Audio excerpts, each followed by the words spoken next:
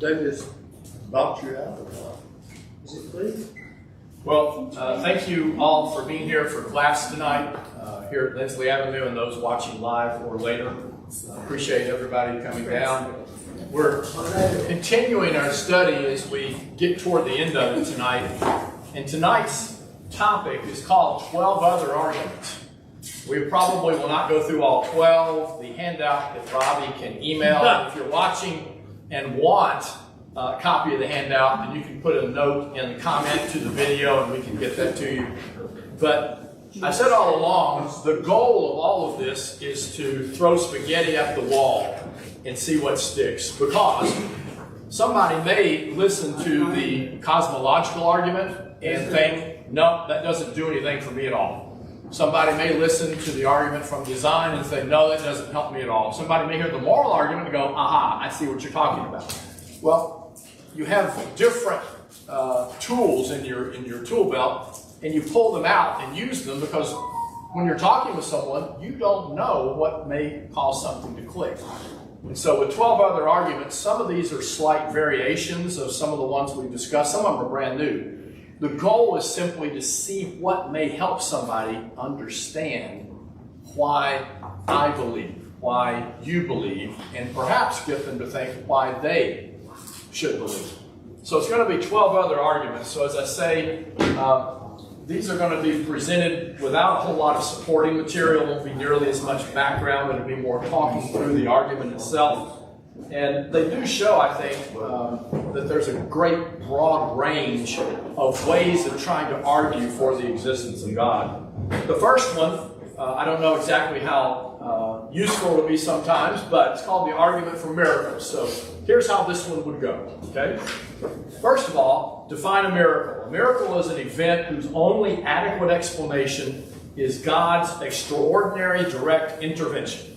We're going to define it that way. That's what we're going to define. It's not in the same order on the paper, necessarily. I have rearranged the paper in order to make the easier ones go through first. So it's number 4, I'm told. So you can't really argue with this. This is what we're going to define as a miracle. It's something that you can't possibly explain unless there is some outside deity, force, not material, not bound by time, first cause, whatever you want to do. And we're calling this God. If there's the miracle is something that requires God. And so the next step, here's the one, right? There are numerous well-attested miracles. Well, if there are numerous well-attested miracles, then therefore there are numerous events, the only adequate explanation of which is God's direct intervention, so therefore God exists. Now, I don't know, let me ask you, what do you think of that argument? Like it, but what's the weak point of the argument if you're discussing things with somebody else? You don't have miracles. Well, is number 2 correct? Right? Is the fact that there are numerous well-attested miracles. I have never seen bread to feed 5,000 come out of a little sleeve of crackers. I've never seen somebody that is a skeleton in a grave get up and start walking. I've never seen what I would call a miracle by this definition. However, if somebody comes and says, I believe in God because of all the miracles that I've seen, I'm not going to talk about it either. That is not a place I will go. Well attested in this context, when you're presenting this argument, obviously well attested is well attested in the scriptures. Correct. It's well attested in the Bible. But that's not going to be where you want to go. Because that will not get somebody who doesn't believe in the Bible to begin believing in the Bible. This would be, think of, some of the miracles that you hear about in other religious groups where a statue starts crying or bleeding or a vision in the sky occurs, things like that, right? Somebody who believes in that will believe that they have witnessed a miracle or that their friend witnessed a miracle. And so to them, that is a well-attested miracle. It's kind of like if you had on video of something, right? That's what we're talking about, not written in the Bible. And so to me, however, this one is one way of doing it. This would work if number 2 is in fact correct, if there are numerous well-attested miracles, but that's obviously something the skeptic would say, I don't buy that. And a lot of people who already are believers would say, well, I'm not sure that there's a lot of outside of the Bible miracles that I can point to either. But it is an argument, so I wanted to put that out. The next one, the common consent argument. Which number is this? 10. Thank you for helping me out. Number 10 in the handout. What this says is that belief in God is common to almost or to all sorts of people throughout all time. There's always been a large percentage of people who have believed in God or gods. Okay? So either, and that's a true statement.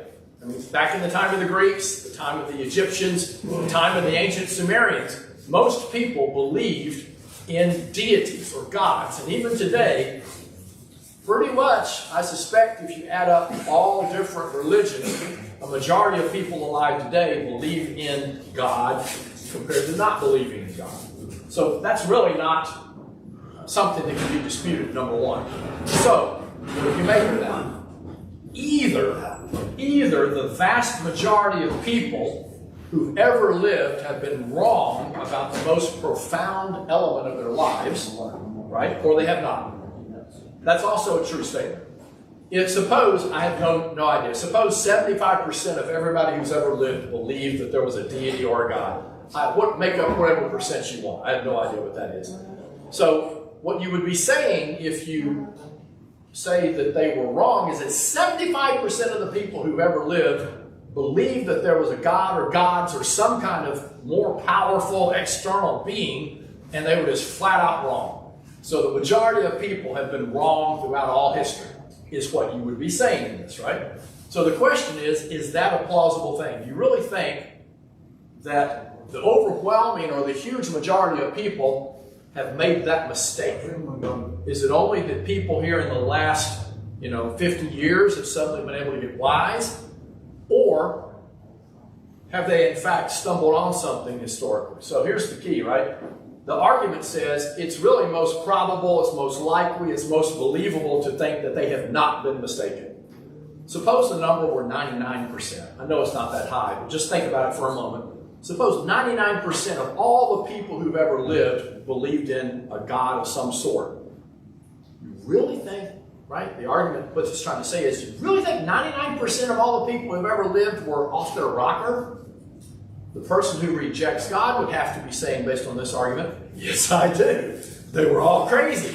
They're, 99% of everyone who's ever lived. So whatever that percent is, that's the point this is trying to make.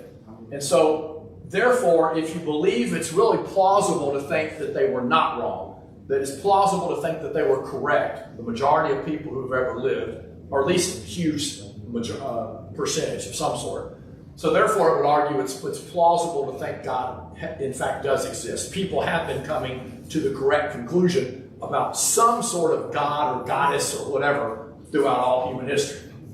So everyone really does admit that religious belief is widespread throughout human history. When the Europeans came over here to North and South America, what did they find? They found cultures very different from themselves, but they had gods and goddesses, right? When you end up going from Europe, again, from a European-centric view of history, when they went to China and Thailand and India and many places they'd not really seen, what did they find? People with different customs, but they were generally religious in different ways, but they were religious. So I think it's a strong statement, correct statement to say most people throughout human history have been religious. I'll even use that term, right? So everyone admits it has been very widespread. Hold on one second. So the big question is, does that fact, which is hard to dispute, amount to evidence in favor of a religious view of life, right? Even a skeptic admits that the testimony is deeply impressive. Why is it throughout most of human history that we have recorded, most people have believed in some sort of gods or goddesses. They've had a religious outlook. Why is that? How do people in different continents and different millennia keep coming about with some sort of religious viewpoint, right? So the question is, in this case, right, this vast majority have believed in something that they can only reverence and worship. So if God does not exist, then these things have never once in all human history has anybody that had a religious outlook or come to believe there's a God or goddess ever been correct about it. All of those people, if it's 2/3, if it's 75%, whatever percent you want, all of them have always been wrong in every millennia, every continent, every kind of religion they ever came up with. The skeptic would say, you're right, they're off their rocker, they have been deluded, right? None of them ever knew what they were talking about. But the question is that really likely? That's the way this argument's coming at it. You really think that all of these people have been wrong, every single one of them, no one was ever right that there was any religious outlook. That's this point of the argument, right? Or is it perhaps those who refuse to believe, which I think are a smaller percentage, that can't really see what's in front of them? I know I shouldn't go to the Bible, but think about Paul in Romans chapter 1. He would argue that people have plainly seen the divinity of the Creator and things like that, right? So that there's really no way to avoid that. So either majority of people have been wrong, or the people who don't see it are somehow not seeing it, right? That's the approach this argument takes, which is not related at all to design, creation, or moral. So that's why I bring this one up. I'm not suggesting that this one or the previous one are going, well, that'll convince anybody. But it's another approach to try. And if I'm sitting down over dinner talking with someone, I'll keep pulling them out as long as the person's willing to listen. They may say strike 7, strike 8 when they don't see what the argument's doing, but I'll keep bringing out keep making the pitches. Here's another one. This one's a little tougher. The argument from abstract concepts. In addition to tangible, concrete objects like people, chairs, and mountains, there are also intangible, abstract objects like numbers, sets, propositions, and properties. Okay? So what I'm talking about here is, you remember from elementary school, whole numbers. What were whole numbers? Anybody remember what a whole number was? What do you mean? Well, apparently, I guess not. It's like be careful. 23. No, what a whole number is. It's like a whole milk? No. It's a set of numbers that include 0, 1, 2, 3, 4, and the positive integers. That's what whole numbers were. For some reason, natural numbers excluded 0. Think about integers, the set of integer numbers. Think about the set of rational numbers that you can represent by a fraction. Think about the set of real numbers that include irrational numbers like pi, repeating, all these different kinds of things, right? These are all sets of things that are not tangible. You can't go sit on the number 3. You can't do that. It's not a tangible thing.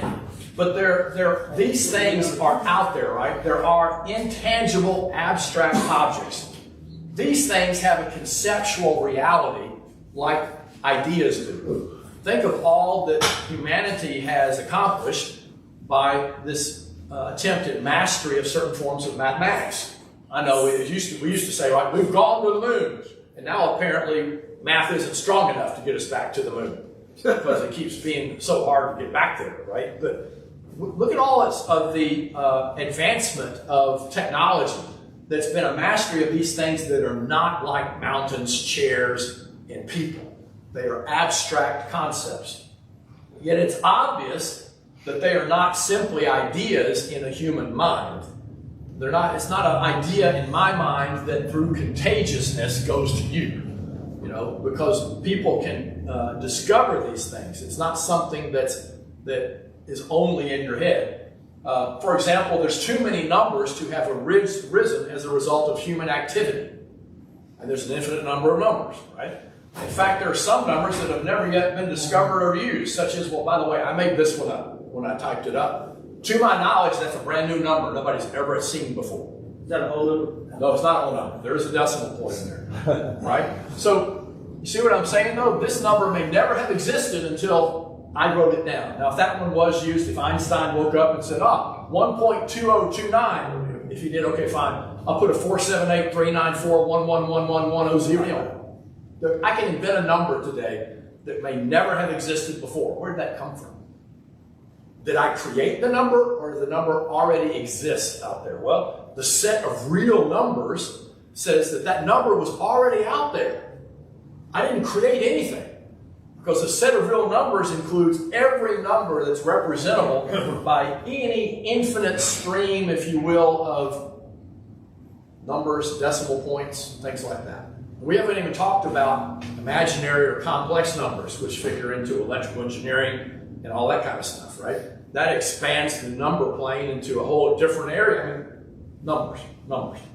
So, what is the foundation for these things? Where do these things exist? You know, the point this argument is trying to make is that they have a reality that's not because it's simply between my ears. Okay? They are real. And if they're not real, then we really have advanced all our technology, the Wi-Fi works and all this kind of stuff, based on something that's imaginary, or we just made up for convenience, or is there something real about these abstract concepts? Think of a triangle, right? The triangle just came to your head, presumably, right? So, presumably a triangle just came to your mind. Did you create the idea of a triangle? A triangle existed before you ever thought about it. Triangle existed before you were ever born. I would suggest before any first person walked the earth, a triangle was already there in terms of definitions and all that kind of stuff. These things have a reality outside of the human mind, and so this would suggest they are grounded in the mind of God, whatever that means. Some kind of reality external to our reality, and we are discovering, pulling back the curtain, and seeing things that were already there. Again, remember, just because one of the 12 arguments doesn't click for you, you say strike 7 and we go on to the next one. But this is, again, a totally different avenue to come and try to help somebody see whether it makes sense that God exists. How about this? The argument from the origin of the idea of God. The origin of the idea of God. This argument was made famous by Descartes. It has a relationship, don't get upset, to the conceptualization argument from last week, but it's different. It starts with the idea of God, but it doesn't claim that the real being is part of that content of the argument. What it tries to do is to say that only God himself could have caused the idea of God to come into the brains of people. Okay? For example, we have ideas of many things. Some of you are having an idea that, you know, this class would be over soon. Yeah, you knew I was going to do something like that. Well, I understand. I'm laughing about it. It's all right. We have ideas of many things, right? They either come from ourselves or from outside of ourselves. I mean, you've got to come from one or the other. And if I imagine, again, the pink unicorn, right, that came into me. So some things I can imagine coming in, right, out of my own head. Some things come from outside. But we also have ideas like the idea of God, defined as an infinite, all-perfect being. Now, as an aside, I'm going to do something I usually try not to do, but I want you to think about what was the religious world like, say, in 1500 BC. The Egyptians were worshiping the sun, right? The Proto-Greeks were thinking there was a guy named Zeus that threw lightning bolts living up on the top of a mountain, who sometimes would come down and be intimate with a cow, and things like this, right? I mean, sure sounded a lot like people. The Canaanites were worshiping a golden a bull or a female version of that. I mean, right? All the gods and goddesses that existed were all relatable to people and things that we had seen. Compare that to the idea that's described. If you believe that the religion was invented by a person, the idea of a divine being supposedly may be invented by Moses. I'm not saying Moses invented that. Imagine for a moment Moses made it up. Hey, I got all these people out of the wilderness.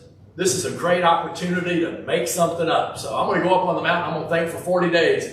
What kind of God could I create? He didn't come down with a golden crab. He didn't come down with a tree with a snake and 4 horns on it or something, which would have just been a variation of things he had already seen. God is described in the Bible, created everything. And you can't create the physical world if you are in fact physical. So the only creator that's possible that Moses described is non-physical. He also described a creator that time began with. So this creator, this God that Moses describes, is outside of space and time. And that really, if you think about it, is the only kind of a creator we could possibly try to believe in today. Suppose Christianity and Judaism had never come about. I don't think the world would be religious at all today, because we wouldn't believe in the sun being God up in the sky. We wouldn't believe in Zeus living on the top of a mountain. We wouldn't believe that a golden bull was going to be able to do anything. The only conceivable God that could possibly be real is going to be one that is not physical. It's not in this wrapper. That wrapper isn't God. That bottle of water isn't God. It's something that's not physical and something that's outside of time, since we now understand that both space and time started. They began. So for there to be any kind of God, can't be physical, can't be bound by time. Isn't it amazing that Moses just happened to come upon the only possible definition or idea of a God that might work? If he had come down from the mountain with, looky here, this two-headed, four-horned crab is the God that brought you out of Egypt, no one would be talking about Moses today. No one would even be concerned about religion today. How likely is it that the idea of being outside of time, of being outside of space, would come from our own imagination? Now, it's tough for us because we're all used to the idea. Again, think about the religious world in 1500 BC. Not another religion in the world ever had the idea of a non-time bound creator, a non-space bound creator. None of them. They were all worshiping the crocodile or the golden calf. I mean, even the Israelites went for the golden calf while Moses was gone. Here be the gods that brought you out of Egypt, that kind of stuff. So what I'm suggesting is, and what this argument says is that the idea of God as infinite and everywhere and all-powerful really could not come about through imagination. It's kind of like the idea of, say, invent a new color. What was Hindu? What was they think back 1500? They believe in reincarnation. It's still a physical, bound kind of eternal, never-ending cycle. Was that there back in 1500 BC? Yes. They've been back that far. But think about the color again. You can't invent a new color, because anything you try to do is going to be a blend of colors you've already seen. That's why it's the crab with four horns on a stick or whatever, right? That's your attempt at coming up with a new color. You're going to blend orange and green. Well, okay, that makes an ugly looking kind of brown or something. It's not a new color. The idea of the origin of the argument for the origin of the idea of God says it's as if Moses had somehow an idea for a new color that no one else ever had before. And how's that possible? This argument says that this idea we have of God came about, right? Couldn't have been caused by ourselves. We're limited and imperfect. We're only able to relate to things we've seen or experienced. And it would say, therefore, it had to have been caused by someone outside of ourselves. Again, I look and say, is it really likely that Moses presents a God that is not physical? Moses presents a God that called heaven and earth into existence. Moses presents a God that created the sun as opposed to worshiped the sun, or the sun being the God. You can look at Genesis 1 as a smack, if you will, at the pagan religion of the Egyptians that the Israelites left behind. Every single approach to their divine in Egypt is smacked down by the repeated assertion, God made it. God made it. This isn't your God. God made it. God made it. God made it. I find it hard to believe that somehow or other he had the consciousness expanding idea that no one else throughout all history ever had. But that's the argument you would have to accept if you're not going to think that the origin of the idea of God came from God himself. Only God has these qualities, so that really the whole idea is that God is the cause of us having the idea of God. That may or may not work.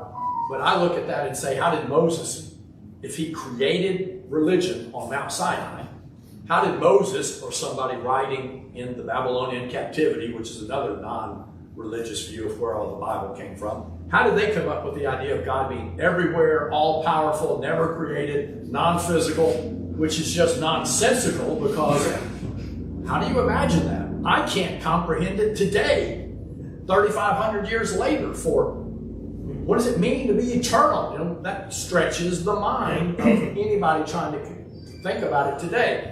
Moses, right, who had been herding sheep over in Midian, he came up with that? That seems a bit tough. That's what this argument tries to do. And so it would say God exists because of that. All right, here we go. The argument from conscience. Think about this one for a bit. Since moral subjectivism is very popular today, what is moral subjectivism? There really aren't any right and wrongs, right? We talked about that with the moral argument. There really aren't any right and wrongs. You have your truth, lowercase t, and I have my truth, lowercase t. We heard that when we went over and visited the assembly of one of our religious neighbors. For those that went over there, the person in charge of the service said, we're all searching for our own little truth, lowercase. And so that's an admission. There is no capital T truth. It's very popular today, so this can be effective, right? Modern people, lots of people today, will say that they really don't believe there are any universally binding moral obligations, but that we must follow our own conscience. Have you heard anybody say, well, you need to be true to your conscience, or you have to be true to your conscience? It seems like one of the worst things you can do is to violate your conscience to some people. Conscience is what leads me. I felt I had to do this. It may be wrong in the law books. I had to do it. My conscience told me I just had to do it. Follow your conscience. You can find, I'm sure, web pages praising the benefits of following your conscience. So that very admission that you have to follow your conscience can be used as an argument for the existence of God. So listen to this one. I happen to like this one because it'll sneak up on somebody. Somebody thinks, there's no capital T truth. Why are you trying to bother me with God? Well, if you get somebody just to say you really need to follow your conscience, then here it goes. No one, even the most consistent subjectivist, no real right, wrong, lowercase t truth, right, will think that it's ever good for anyone to deliberately and knowingly disobey his or her conscience. You violated your conscience. That seems like that's a statement of, you're horrible. How could you violate your conscience? Your conscience said to do this, you did the opposite. That's a horrific thing, to violate your conscience. Well, even if other people's consciences tell people to do different things, your conscience says to do A, my conscience says to do B, you do what you need to do, and I'll do what I need to do. Follow your conscience, I'll follow mine. That's what's held up as one of the last real standards. Follow your conscience. It's hard to imagine people say, violate your conscience. Don't listen to your conscience, right? I don't usually run into people arguing that. People will say, find your own way, follow your conscience, follow your heart, similar thing to follow your conscience. Say, never disobey your conscience. But here's the question. Where did conscience get this kind of absolute authority that you have to obey it? Where does conscience come off being something that I have to listen to, or that I must listen to, or that I should not disobey? I need to follow my conscience? Why? Why? That's the question. So, there's only 4 possibilities. Conscience came from something less than me, nature. Conscience is maybe some evolutionary thing. Again, the person who doesn't believe in God will think of evolution. Conscience is just chemical reactions in my brain because we're all simply animals that happen to be able to move and speak, but it's all deterministic. We're the long line of a lot of happy chance accidents. Chemistry's working in here, and chemistry in my brain is giving me something that feels like a conscience. And if that's true, which it is, if you believe in evolution, there is no magic to a conscience, then why on earth would I listen to that? It's going to be the argument. But something less than me, nature, or from me, it's my way of thinking, or from others in society giving me a conscience, or from something else above me. So look at these individually, right? From something less than me. how can I be obligated absolutely by something lower than me? You know, I don't look to my dog to tell me what to do today. If the dog barked, you know, maybe you would take him out if the dog barked, but you're not going to get what you should or should not do today by your dog or your pet snail or a rock out in the garden. Well, evolution suggests that our conscience is merely chemical reactions. Why would chemical reactions be able to bind me and make me not violate it? If the conscience says, I'm not sure that's a good idea, why do I care what the chemicals in my brain are telling me or not telling me? How can something less than me, which is what the evolutionary perspective really does suggest, how can it be some animal instinct or, you know, survival? How can it bind me to do this or not do this? Okay? And I find it hard to imagine. I'm not going to do what my dog wants me to do. Okay, yeah, I'll take it out to make sure I don't have a problem in the house. But you know what I'm saying, right? The pet rock, I'm not going to wait there for the pet rock to tell me what to do. Why? It's less than me. How can something less than me make me obey it? Nah, not going to work. Number two, from me as an individual, how can I obligate myself absolutely? Suppose my conscience is just me deciding some things. How can I force myself to obey myself? What does that even mean? I mean, if the conscience is just my past, I can change. Why can't I decide to do something different today compared to yesterday? How can you bind yourself, right? I've locked myself in this prison. I must do this and I can't do that. Well, I can't change? Who tells me I can't change? How can I tell myself I can't change? I mean, it's bizarre. Really bizarre. But it's either less than me or myself giving conscience this power, or it might be society, right? How can society obligate me? Sure, you all can try to obligate me. That's what laws do, right? Laws are in effect a societal conscience. We don't think it's a good idea to kill people or to rob people or other things, right? That's why we have laws. Don't triple park on a busy street, you know, things like that. Well, okay, society makes these laws, but haven't you heard somebody say, you can't tell me what to do, right? You can try. You can put me in prison if you're strong enough, right? And that's really what the state has. It's got a mob power to put people in, I'm thinking from a non-religious perspective, it's got a mob power to put people in prison who don't follow the collective rules we all set up. But that doesn't mean I have to believe it.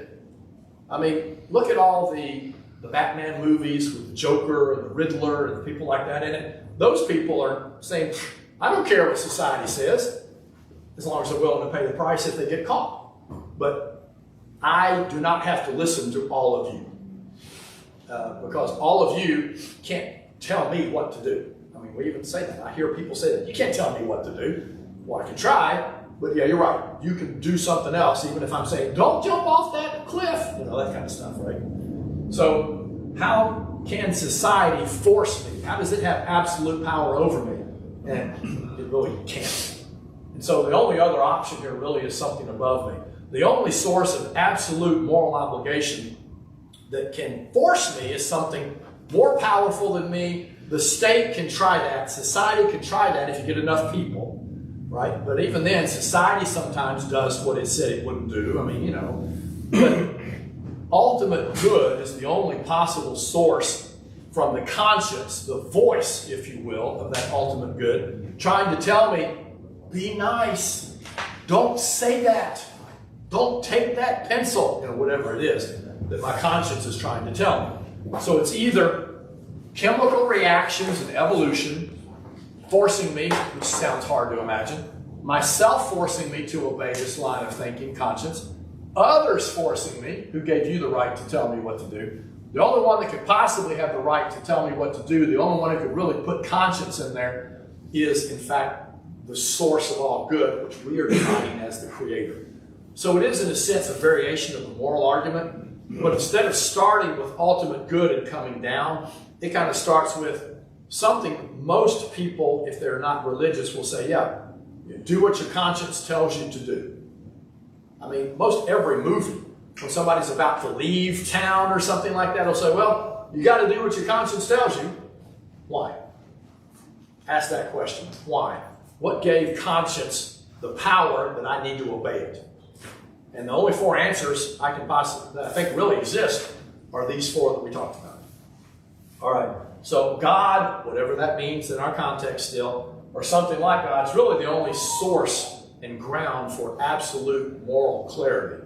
Really, truly. Otherwise, we're just inventing, playing games, as I've said before. How about this one? The argument from consciousness.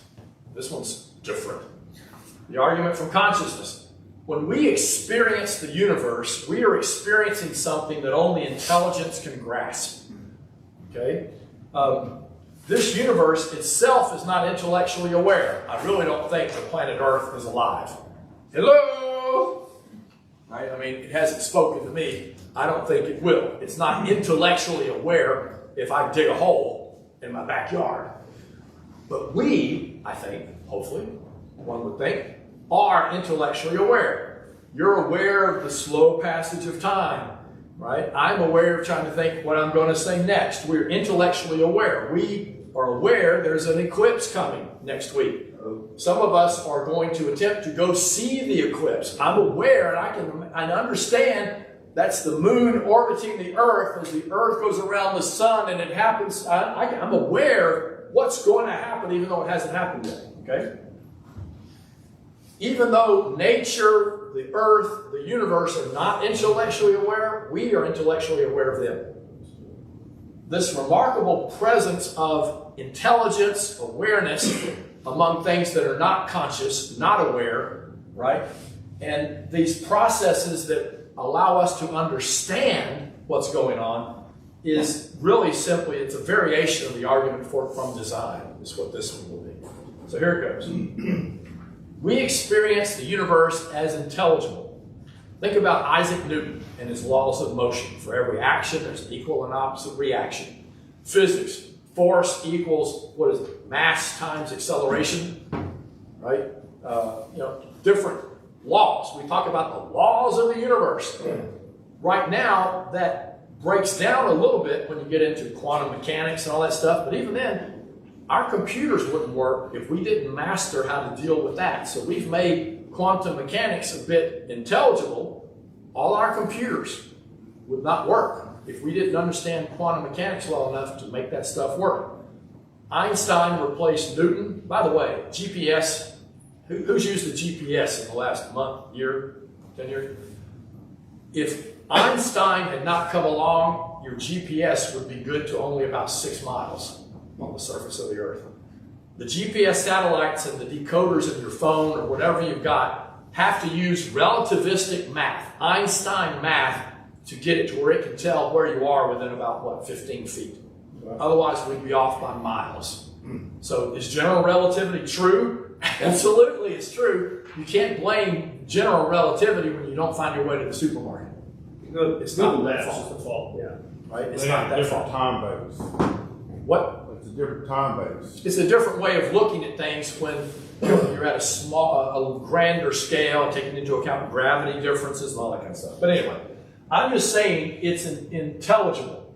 Either this universe that is understandable and the minds that are understanding it are a product of intelligence, or both the understandability of the universe, the intelligibility of the universe, and the intelligence that we have are the products of chance.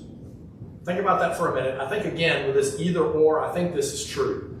Either our minds that can grasp the universe and the universe that we can grasp came about from chance or came from intelligence. So the statement here is made not blind chance. This is, again, the idea of the argument from design. And this is one of the two options. So in this case, this intelligible universe and the finite minds that are so suitable to grasp the intelligible universe. Look at all the stuff that's been done. We talked about going to the moon, right? There are space probes that are 24 hours away at light speed for light to get there. That's a long way off. Think about the fact that memory in your computer. I thought about this the other day. The RAM that's in my laptop at home had 2,000 times more RAM memory than I did on the first one I ever got. 2,000. That was in a number of years.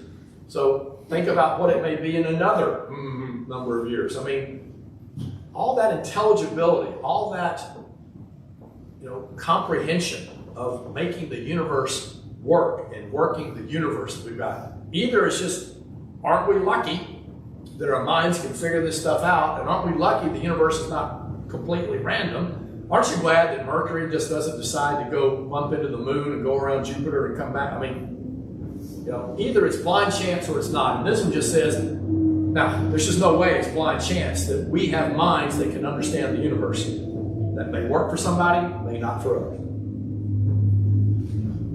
If it's not blind chance, again, then it's going to be coming from an intelligence. C.S. Lewis, I'll throw his name around. C.S. Lewis made a powerful argument in his book on miracles against what he called naturalism.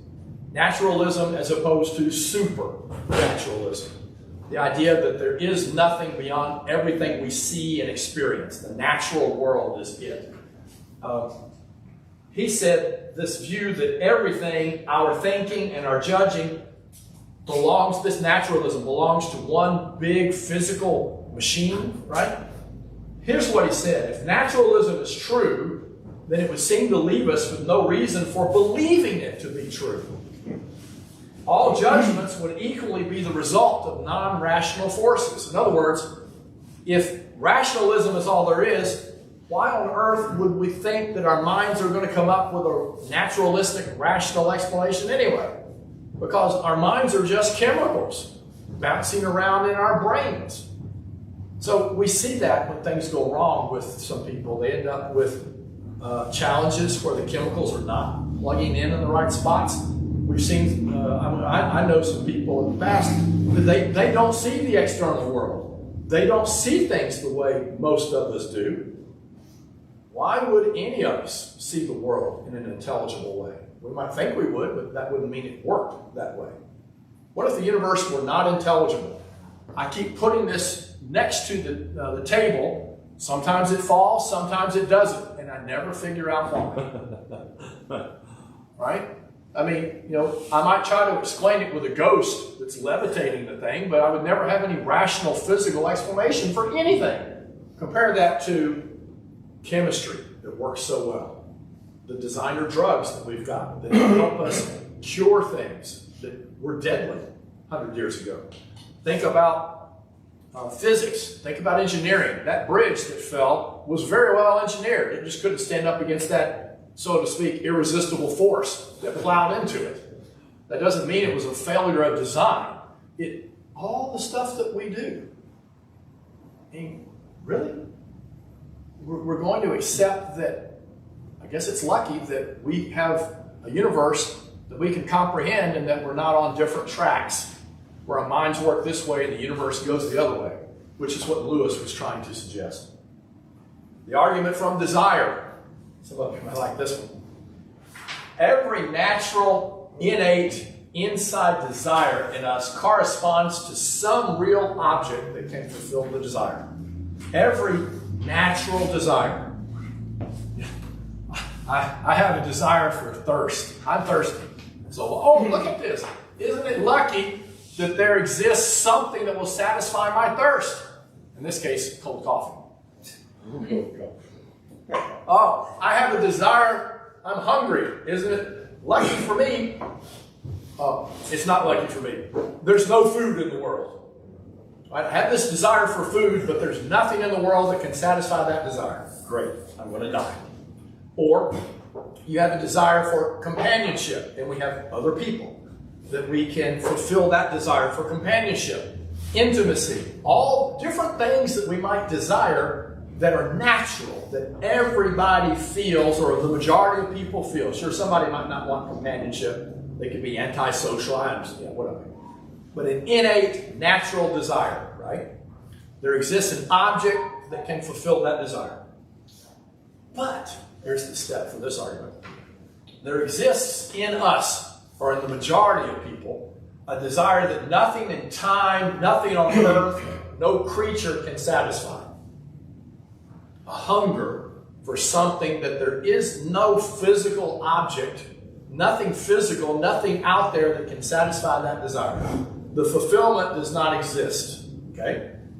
Therefore, there has to exist something more than time, earth, and creatures can satisfy that would fulfill this desire. Every desire has something that can fulfill it. People don't desire something that's not fulfillable. It's just not. This something is what people call God or life with God forever. So that's what this argument says. Every desire has something that will fulfill the desire, but a huge number of people, and this says all of us, but let's just assume a large number of people have a desire for something that a hamburger isn't going to fulfill, a cold cup of coffee won't fulfill, a hug's not going to fulfill. Really, if that desire is innate, and it has been throughout history for most people, you're saying this is the only desire that people have, that there's nothing real, nothing actually existing that can fulfill it. This first premise is the difference in desire, innate and conditioned or artificial. For example, if I'm watching a movie, Wizard of Oz, is going to be the example that's used here, right? Oh, I want to go to Oz. Well, I didn't have the desire to go to Oz until I saw the movie. Okay, that's an artificial desire. It's kind of like some desires for food are created artificially by commercials, that kind of stuff, right? But we naturally desire food, drink, and sleep, knowledge, friendship, things like that. And we naturally avoid things like starvation, loneliness, and ignorance. We tend to avoid those. We also desire things like sport cars, right? You desire sports cars, the land of Oz, and the Cubs winning the world championship. But those aren't innate, right? Those are desires that come from outside. They're not innate. So there are differences between the two types of desires. An innate desire of food, hunger, thirst, companionship. There exists things that can fulfill that, and it is possible to fulfill them. We may never fulfill the Cubs World Championship ever again, right? It just may never happen. You can also think of one of the NFL teams never going to the Super Bowl, things like that. It just may never happen. Just because you want it doesn't mean that it will happen for an externally created desire, okay? As opposed to one that's inside. So there is no word like Ozlessness compared to sleeplessness. We have words where you cannot satisfy the desire of something innate. Hunger, sleeplessness. Well, the fact that I can't go to Oz, there is no, I'm experiencing Ozlessness, right? But if I don't sleep tonight, I'll be having sleeplessness. Difference between an innate and an artificial desire. So, natural desires come from within, artificials come from without, but these natural desires are found in all of us. The artificials vary. You may want a sports car, right? I may want a Ford Pinto. I like fire, apparently, right? You have to be old to remember that one. But I mean, artificial desires vary. I might want an Oreo. You might want a Chips Ahoy. That's artificial, but people that are remotely normal desire companionship. They desire friendship. That's an innate kind of desire. Most of us, when we get thirsty, will desire something to drink, right? Yeah. And those, somehow, there's in those desires, there's a temptation. There's also a temptation. And the desire may not be appropriate. Totally. You may desire companionship, but not with the person you're supposed to have companionship with. Okay. You may desire hunger, but you really shouldn't eat those 1,000 eclairs. Stuff like that, right? Yeah. But that's related to managing ourselves. So I'm just trying to suggest here, right? Some do, right? Some objects exist that can fulfill those artificial desires. Some don't. A sports car does exist. Oz does not. But the existence of natural desires does, in every discoverable case, have an object that can fulfill the desire to exist. And so the point here is that in the same way that hunger, thirst, companionship is a desire that's natural, built in, the desire for something beyond the here and now, the desire of God, knowing God, going home to be with God, whatever that means, is this natural desire that the majority of people who've ever lived had. So maybe it's a variation of that argument from common consent. So in this case, right, there are no innate built-in desires without an object, something that can fulfill it. So in this case, since we desire God, we have a desire to know God and go home to live with God, this argument would suggest as an innate desire, you could conclude that object that would fulfill that desire really should exist, just like food exists to fulfill hunger in others, right? Could it be argued that that's not innate, that it's taught in Sunday school, or it's taught in different religious groups, and therefore it's an artificial one? You could argue that. Some people try, but the thing is, really, around the world, throughout all history, that kind of thing. Anyway, by the way, the atheist, Jean-Paul Sartre, admitted that there comes a time when one asks, even of Shakespeare, is that this all there is? Is there nothing beyond the here and now? And so he would say, and beyond the here and now is this really all there is? Going to work, going to McDonald's, drinking coffee, watching a rerun, going to work, is this all there is? And that's that existential angst. That's that Nietzsche coming into play of the terrifying nothingness that's out there. Really? That's all there is. That's what you're telling me. This argument would say the fact that even the atheist might think, really? Is this all there is? Suggests no, because that's the innate part. I don't disagree that you can be taught about Sunday school. You can be taught about Buddha. But people that don't believe in God still get to that point where they think, this is it? And it's that question. That's the desire. That's not the desire in a church or a synagogue or a mosque. That's the desire that he admitted, right? You don't want to admit this stuff where it gets written down. That's what this is focusing on. Now, let's see what the other ones are. Let me have your page for a minute because I want to read out the names of the other arguments real quick. I'll give it right back to you. They're not one. That's all right. I hopefully can remember this. There's an argument from change. The argument from change number one is similar to the argument from movement. Argument from degrees of perfection. That's really a variation of the moral argument. We talked about the source of ultimate good and something is more good than something else. Degrees of perfection might argue there has to exist perfection that you're measuring it against. In the same way that if you think this is more good than that or gooder than that, I know that's not a word, there has to exist an ultimate good. The argument from the world is an interacting whole. That one's really bizarre.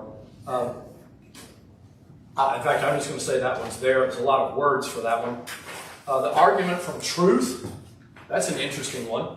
It says, our limited minds can discover eternal truths about being.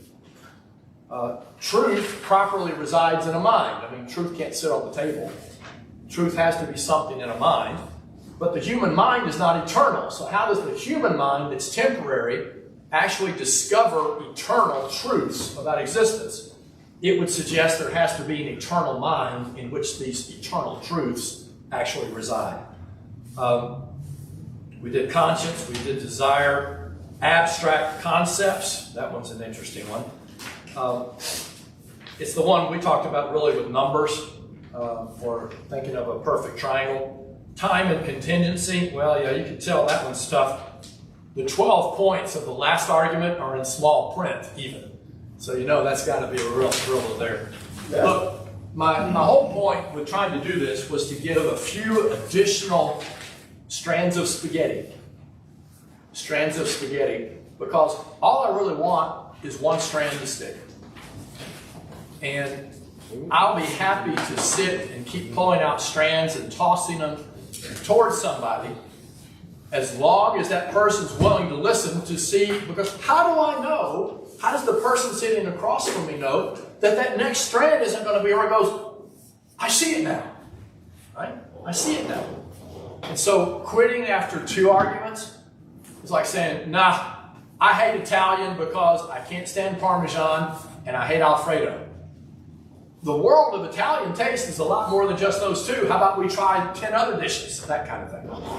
And these are simply 12 arguments. There was another one, really bizarre. There's the music of Johann Sebastian Bach. There you go. That's obviously a proof that God exists. And you either get that or you don't. So maybe that works for somebody, right? Or you might say there's the music of Def Leppard or somebody. I don't know, whatever it takes. I don't care. Throw it out there, whatever it may be, whatever music group you want. There's lots of different ways of trying to discuss that with people. And I told you, I think, one of the people I met with for the course of several months, we went through all these different things, and it was really humorous and humbling to me that you certainly don't give up on somebody, but he said, Gene, I've heard everything you've told you. I want you to know I do now believe in God. I said, well, what happened? What's the deal? He said, I realized I had no explanation for why when I go home, my wife loves me the way she does. And it was the mere existence of love that she had for him, even when he wasn't sure God was real, when he was having doubts all over the place. The love she had, he said, I cannot explain that. And therefore, this love that she has for me came from somewhere. And that was good enough for him. So there's a lot of people in the world who have a crisis in confidence, a crisis in faith, they're not sure God's real. Always love them. Always befriend them. Always be willing to give an answer for why you believe. Don't say, here's why you need to believe. Take it the other way. Say, well, let me just give you some reasons why I believe. See what you think. Right? That's less, confrontational than saying, here's why you need to believe. That's never going to work.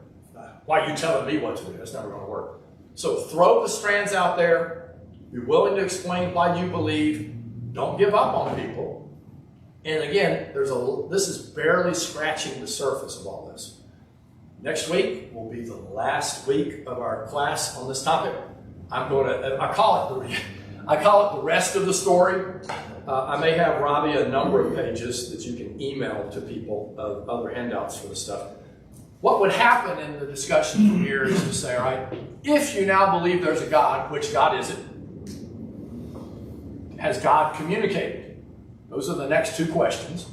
And if you eventually decide that it is the God of the Bible, which is way on down the road, you've got to answer, well, how does the Bible, written by 1,500 years ago, 2,500 years ago or whatever, no, like 3,500 years ago, to get my math right. Those numbers are out there. I got to discover that. How does it fit with what we hear from science? What about evolution? Doesn't the Bible talk about a flood? What's the deal with that? Well, what about Genesis 1 and creation? How does all that fit with the modern world?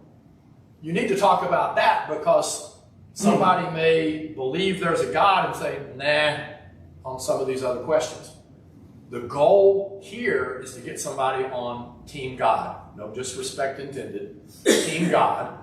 And then you try to narrow it in a little bit. Is it team over here with this religious viewpoint? Team in this religious viewpoint?